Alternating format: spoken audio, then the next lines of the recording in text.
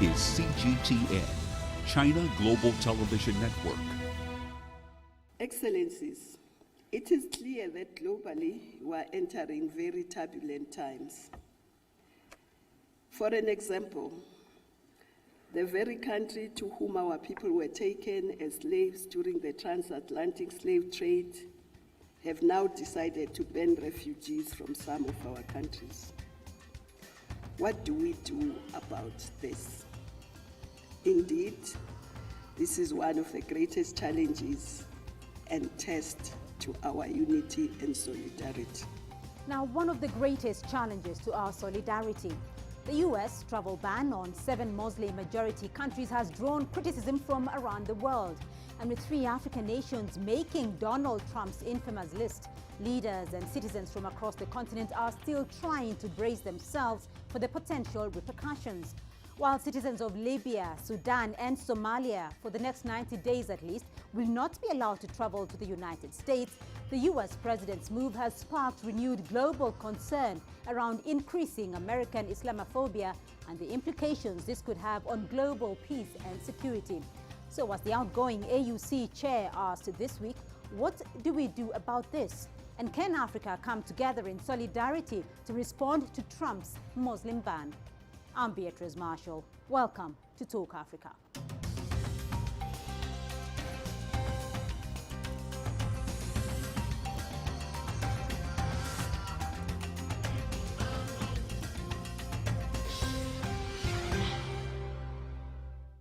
Well, the Trump administration is standing firm over its ban on immigration from 7 countries, despite court rulings and mass protests against it. In a statement, President Trump said visas would once again be issued once the most secure policies were in place and denied it was a Muslim ban. And now to help make sense of these actions and their implications for the continent, I have expert guests standing by. In Mogadishu, Abdi Hakim Ainte, he's a fellow at the Institute of Justice and Reconciliation. In Kampala, political scientist Frederick Galuba Mutebi. And with me in Nairobi is Dr. Mustafa Ali. He's an expert in conflict transformation and prevention. Welcome to Talk Africa, and thank you all for joining us here on the program. Abdi Hakim Ainte, I'll start off with you in Mogadishu, but all of you first, I want to establish your thoughts on exactly what you think this means for the 3 African countries involved. Abdi Hakim Ainte, what does it mean exactly? What does it involve for Somalia? I think this is actually, it comes actually on the back door of when there are a lot of Somalis, especially a lot of Somali refugees are stuck in Nairobi for over 2 or 3 decades waiting to be resettled and relocated in the United States and to reunion with their families. So this will immediately have a quick impact and implication for those refugees. But broadly, it will have also other security implications that this could be used as a propaganda tool for Al-Shabaab and other Islamic terrorist organizations that they could use as a platform in which they can say, look, this is the biggest country in the world that is deliberately targeting and profiling Muslim community, and now they are now targeted. So it will have also, I mean, another implication on the security side, but also the human cost of it. I mean, imagine those millions of Somalis who are stuck in a makeshift camps in Kampala and in Uganda and Yemen and in Kenya, all of them waiting to be reunited and relocated with their families. So it will have a huge consequence for those refugees. Let me get the view here from Kampala, Mr. Galuba Mutebi here. Your thoughts, though, will this be an effective way of stopping terrorism? What exactly do you make of all this? Personally, I think that this is still early days, because if the President of the United States has said that, look, he's going to stop this immigration from these countries for the next 90 days until proper policies and regulations have been put in place, I would personally give him the benefit of the doubt and see where this is going. Because I think the starting point should be that every country or every government has the right to determine who enters their country. And I think that we should acknowledge that in the case of the United States. It's unfortunate that he has picked on a number of countries, but there are reasons why they have been picked on. with particular reference to Somalia. I think that in this region we all know Somalia is not a normal country. And I think that President Trump, by stopping immigration from Somalia for now, would not be so different from the way the Kenya government reacted when bombs were being thrown or exploded in Nairobi and other places, when they were the way they were reacting to people of Somali descent. I do want to get Mustafa's view here. Are you going to give Donald Trump the benefit of the doubt in this case? No, I cannot give him the benefit of the doubt. First of all, it is puzzling. It's a puzzling policy. Trump has already, issued this executive order to countries that have not attacked America. Those terrorists that have been attacking America came from Saudi Arabia, they came from UAE, they came from Pakistan. The ones who attempted to attack America came from Nigeria. These countries, they've been, the order is not, affecting these countries. So why didn't he touch on those countries?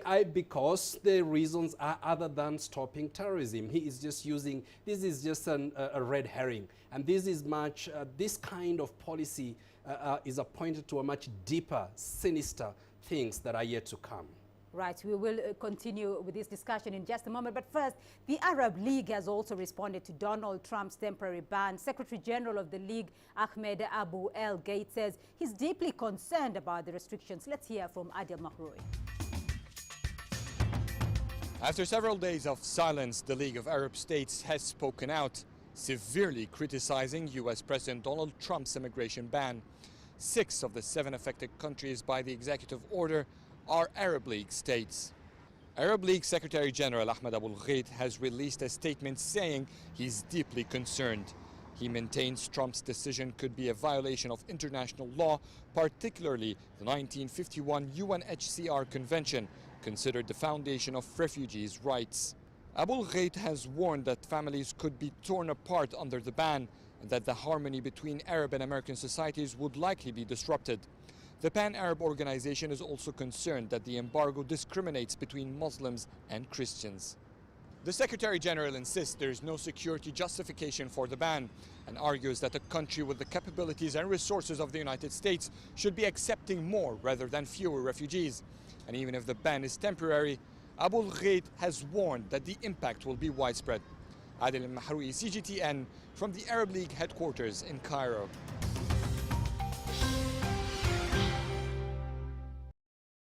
And we continue our discussion now. My expert guests are still standing by. Dr. Mustafa, though, Sudan's President Omar al-Bashir also called this a negative message, sending out a negative message. You're also alluding to a sinister motive. Clarify that for us. Yeah, if Trump was and the Republicans or the extremists within the inner circle of the Trump administration, if they really wanted to address extremism and terrorism, then they will, through immigration, then they would have targeted those countries that have produced the most extremist terrorists that are targeting America, or all countries that have produced extremists and terrorists that are targeting America. But they are just targeting a fragile or weak states which themselves have been destroyed by terrorists. And I therefore think that Trump is just testing the waters. His campaign rhetoric was that no Muslim should go to the United States of America. And now, because he cannot legally state or issue an executive order that no Muslim should go to the United States of America, and therefore he should target some countries that are Muslim majority and still achieve the same aims and objectives that he wanted or would have wished to achieve. Guluba Mutebi, though Donald Trump is targeting a softer target, not looking at countries such as Pakistan, such as Saudi Arabia. Your thoughts? Yeah, I think that is true. He's obviously started off with weak states, but I personally don't buy the argument that somehow he's targeting Muslims as such, because as we started off, it was mentioned that he hasn't targeted Saudi Arabia. I haven't heard him mention Indonesia, which is taken as the largest Muslim country in the world. He hasn't targeted Pakistan, as you have pointed out. I haven't heard him target Kuwait. So I don't see this as a target as targeting Muslims. He's targeting weak states. He will not achieve the objective that he set out to achieve, which was to block Muslims from going to the United States. And as we have seen, there's a great deal of protest in the United States. So chances that he's going to come under pressure from even within his own country are very high, and that within no time this is going to be reversed. Now, when I say that I'd rather give him the benefit of the doubt, it's because I personally would rather understand the details of what this story exactly is. And I think that the hysteria that is being whipped up across the world is going to prevent us from actually understanding what the issues are. Abdi Hakim, let me get your thoughts here on that. Do you feel, though, as a Somali, that that your country has been and your people have been unfairly targeted as soft targets in this case? I think what we need to understand here is that during his campaign, Donald Trump visited the state of Minneapolis, Minnesota, predominantly a Somali state in the United States, and he openly said that the Somalis are harboring terrorists.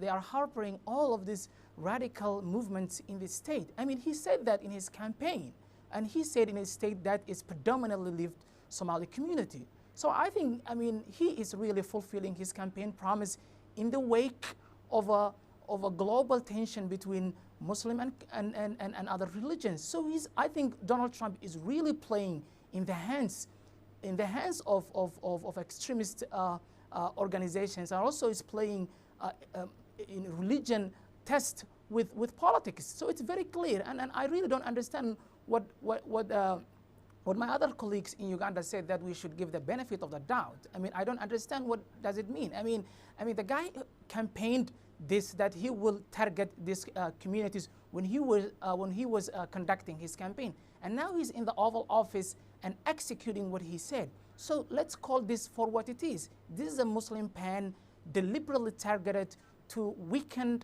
and target societies that are already fragile and very weak. Right. Let me put this, though, to Dr. Mustaf, because I did notice that you were smiling then. If this is a case of making America safe again, is this an effective way of controlling terrorism? No, it cannot be even about making America safe. The vast majority of Americans are killed because of gang violence and organized crime in the inner cities of Chicago, Los Angeles, Las Vegas, in New York, and many other cities. The number of Americans that are killed by terrorists, last year, the year before, is hardly 10 or 20. Yet close to 30,000 are murdered every year by gang violence, through gang violence in the United States of America. But coming back to what Mutebi is talking about, Mutebi is a very optimistic person, and I love his optimism. This guy, Trump, has started picking fights with everybody. He started with the Mexicans. And, he told of the Mexicans, they're going to build a wall, and the Mexicans are going to pay for the wall. Now he is targeting Muslims because that's what he said during his election campaign. Shortly, Trump is going to target Africans, and he's going to target Asians. He's going to target everybody. We need to understand the state we are in today. We are dealing with two types of extremisms. Right. Two types of extremisms, Beatrice, here. One is the informal, fringe, marginalized, non-state-based kind of extremism that has been carried out in the name of Islam by groups like Al-Shabaab, ISIS, and the others, and the kind of extremism that we are seeing today that is carried out by state-based, formal governments like that of Trump. And this kind of extremism is what is now confronting the world today. All right, we're going to take a short break here, and when we come back, we'll continue with our discussion and have more insights into Donald Trump's Muslim ban and its implications for Africa. To stay with us.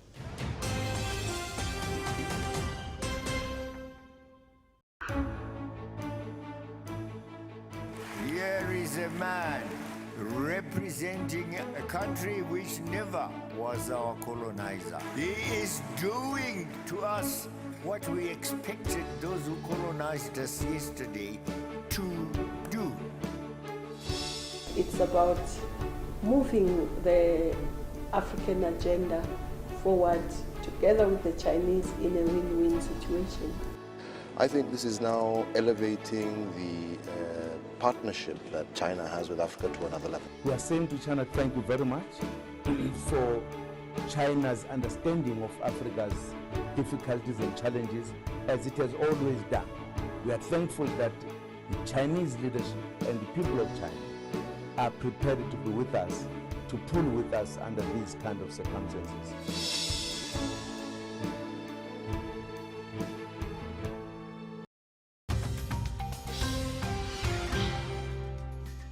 Countries have the right, even the obligation, to responsibly manage their borders to avoid infiltration by members of terrorist organizations.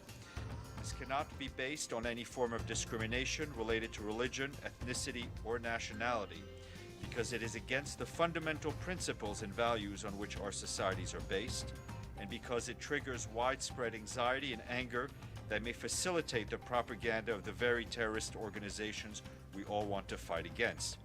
Refugees fleeing conflict and persecution are finding more and more borders closed and increasingly restricted access to the protection they need and are entitled to receive according to international refugee law.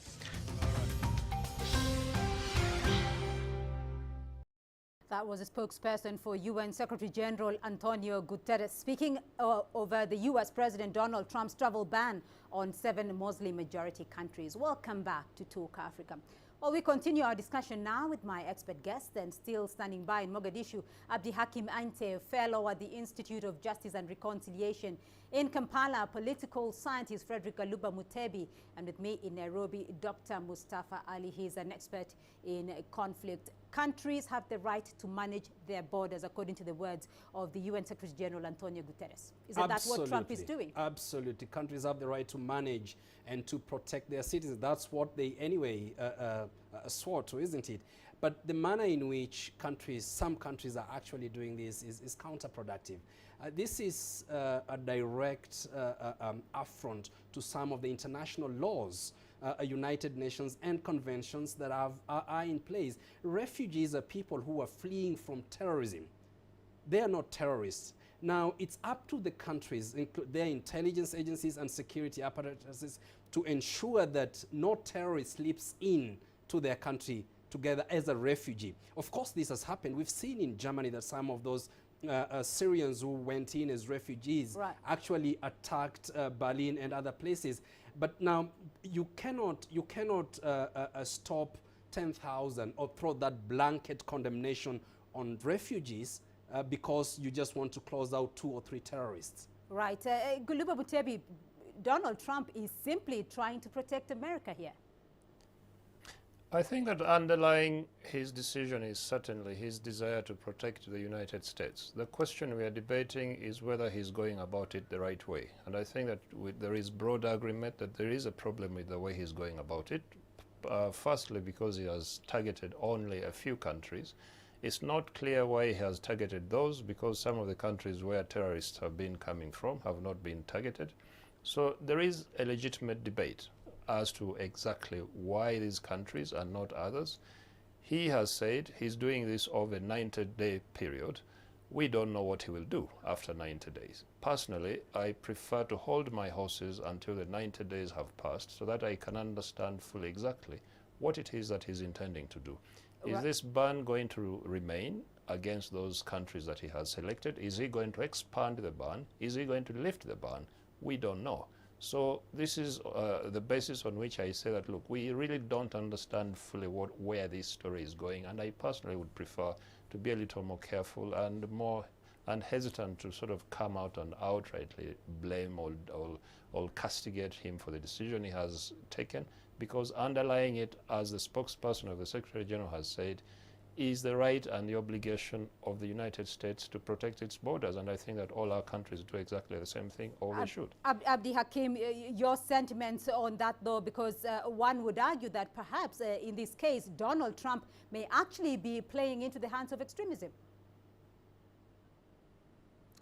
I mean, as with my other colleagues said that, I mean, I totally understand and agree with what the UN Secretary officials said, that the United States has the fundamental responsibility to protect its its border and its security, but it cannot do so at the cost of the most vulnerable people on earth.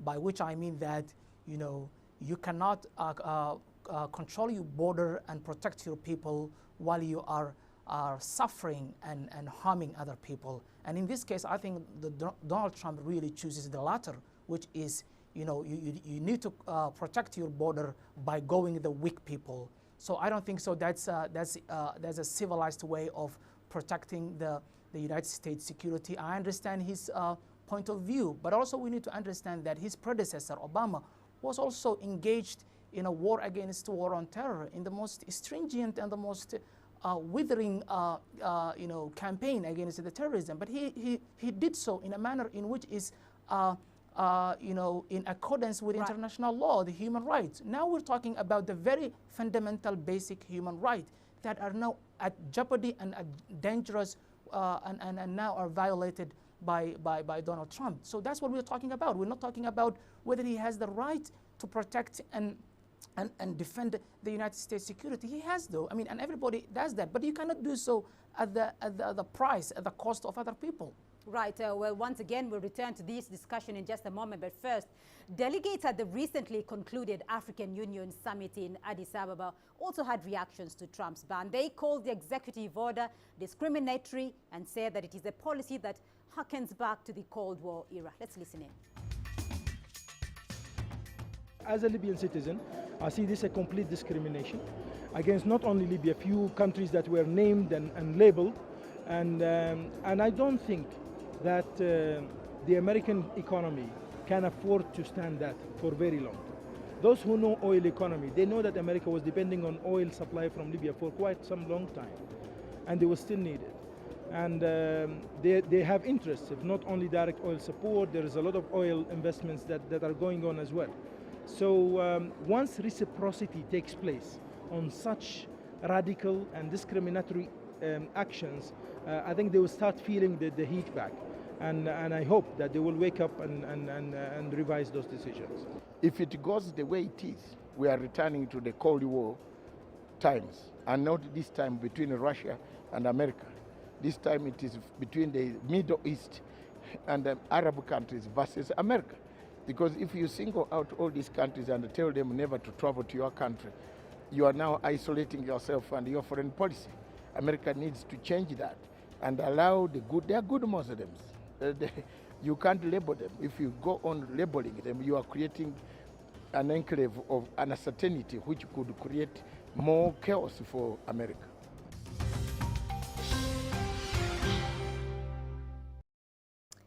The sentiments there of delegates at the just concluded African Union summit. Mustafa, the African Union termed the executive order as heralding very turbulent times. First of all, how should Africa respond to this? There are 3 African countries on that ban. Yeah, first of all, African countries need to understand with the Trump's election and him effectively now putting in place the policies that he said he was going to put in place, we are now moving away from the liberal internationalism to reactionary nationalist populist order. That means that the countries in Europe, United States of America, and now perhaps some Asian countries will want to ensure that they have protectionist policies in their own countries. African countries and leaders have got to be alive to this fact. And Africa is one of those areas that has been depending on aid from some of these countries in Europe, in the United States of America. It will be time to tighten our own belts. But that's not a bad thing per se. Aid has actually been disastrous for Africa. So while the African countries tighten their belts, this is going to be for a short term, and Africans are going to have to learn to build their own countries to be a better place so that Africans do not need to go to the United States of America or do not feel the need to go to Europe. Right. Gulliver Mutebi, you want to give Donald Trump the benefit of the doubt here and adopt a wait-and-see attitude. But in the meantime, though, for these 3 countries and for the continent, what do we do about this? How should the continent respond? I personally don't think that the continent should be jumping around trying to react to this as if it's the end of the world. I mean, how many African countries have been targeted by this? We have over 50 countries. I personally believe that Africans who have legitimate reasons to want to go to the United States will still go there. Those who want to go there illegally will probably not be able to go there. Those who want to go and commit crimes there will not be able to go there. I'm not going to sit here and start lamenting that, you know, aid is going to reduce and we are entering a reactionary phase. I think that Africans, for a very long time, we have lulled ourselves into this comfort of depending on aid and believing that somehow somebody owes us a living. America, Europe, nobody owes us a living. And I think that it's high time we woke up to the reality, as my colleague in the studio said, to do our own thing, build our own countries, and try to depend on ourselves. Of course, aid will continue to flow. It might be reduced, but there is so much aid coming to Africa, and it has been coming to Africa for over 50 years. What have we done with it? I think this attitude that somehow somebody owes us a living and, oh, it's such a bad thing that we are no longer going to receive aid, I personally have something really terrible against it. I think that we need to become more self-reliant. And let me just add one thing. Briefly. I personally think that Africa is not going to be that important to Donald Trump, and he's probably going to leave us to our own devices. We are going to receive less lectures about democracy and human rights and what have you. And I think that will give us space to think about the things we need to do for ourselves. Right. Abdi Hakim, in 2015, though, there were nearly 11,000 Somali refugees who were relocated to the U.S. Now, in the face of all these developments from the United States, though, I guess the question for Somalia will be, how should the continent respond to all this? I think that's a very good question. I think the continent can respond by really managing the consequence of this ban. And the consequences could be that the terrorist organization or other armed groups could potentially exploit this ban and advance their own narratives. So I think the African continent can manage the consequences through bringing together those African countries and trying to start a new discussion on how African continent can rely on its own security and reclaim in its own security legitimacy. And I think countries with a weak institutions like Somalia should be given a priority and they should be allowed in the discussion, so that those organizations like Al-Shabaab should not advance and exploit this ban in their own advancement. So I think there's a looming opportunity here for the African continent to come forward and now try to devise a new strategy, a new framework under which the continent has the responsibility and the capacity and the capability to protect its security and its border, so that the continent feels safe. And I think the continent has a particular responsibility to really give a room and discussion for Somalia, because Somalia is emerging from an abysmal civil war. So I think it's a really defining moment for the continent to show and demonstrate a leadership, so that the terrorist organizations should not be exploited and advance this ban. All right, and that's all we have time for this week. But thank you to my guests for their insights. In Mogadishu, Abdi Hakim Ainte, he's a fellow at the Institute of Justice and Reconciliation. In Kampala, political scientist Frederick Galuba Mutebi.